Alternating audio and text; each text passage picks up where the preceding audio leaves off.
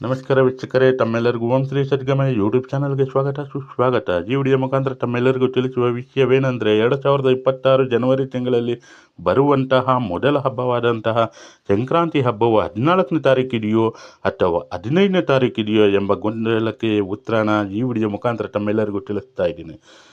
2026 ಜನವರಿ 14ರ ಮಧ್ಯಾಹ್ನ 3 ಗಂಟೆ ಸರಿಸುಮಾರಾಗಿ ರವಿಗ್ರಹವು ಧನುರಾಶಿಯಿಂದ ಮಕರ ರಾಶಿಗೆ ಸಂಕ್ರಮಣವಾಗುತ್ತಿದೆ. ಈ ಸಂಕ್ರಮಣದ ಕಾಲದಿಂದಲೇ ನಮಗೆ ಸಂಕ್ರಾಂತಿ ಹಬ್ಬವು ಪ್ರಾರಂಭವಾಗುತ್ತದೆ. ಅಂದರೆ ನಾವು 14ನೇ ತಾರೀಕು 3 ಗಂಟೆ ಇಂದ 5 ಗಂಟೆ ಒಳಗೆ ನಡೆಯುವ ಈ ಸಂಕ್ರಾಂತಿ ಪುಣ್ಯಕಾಲದಲ್ಲೇ ನಾವು ಆಚರಣೆ ಮಾಡುವುದು ಬಹಳ ಒಳ್ಳೆಯದು ಎಂಬುದಾಗಿ ಈ ವಿಡಿಯೋ ಮುಖಾಂತರ ತಮ್ಮೆಲ್ಲರಿಗೂ ತಿಳಿಸ್ತಾ ಇದ್ದೀನಿ.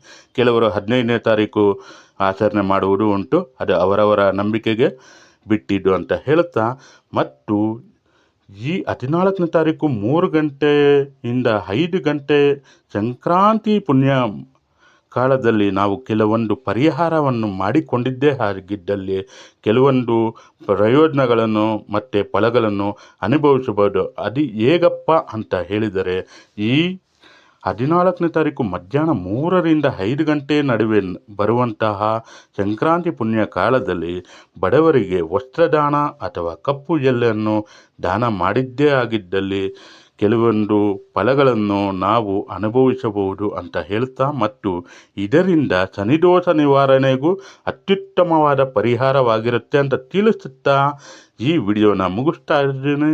ಇಂತಹ ಮಾಹಿತಿಯುಳ್ಳ ವಿಡಿಯೋಗಳನ್ನು ತಾವೆಲ್ಲರೂ ನೋಡಲು ದಯವಿಟ್ಟು ಓಂ ಶ್ರೀ ಸದ್ಗಮಯ ಯೂಟ್ಯೂಬ್ ಚಾನಲ್ನ ಸಬ್ಸ್ಕ್ರೈಬ್ ಮಾಡುವುದನ್ನು ಮರೆಯಬೇಡಿ ಅಂತ ಕೇಳಿಕೊಳ್ಳುತ್ತಾ ತಮ್ಮಿಂದ ಬಿಡುಗಡೆ ಪಡೆಯುತ್ತಿದ್ದೇನೆ. Thank you.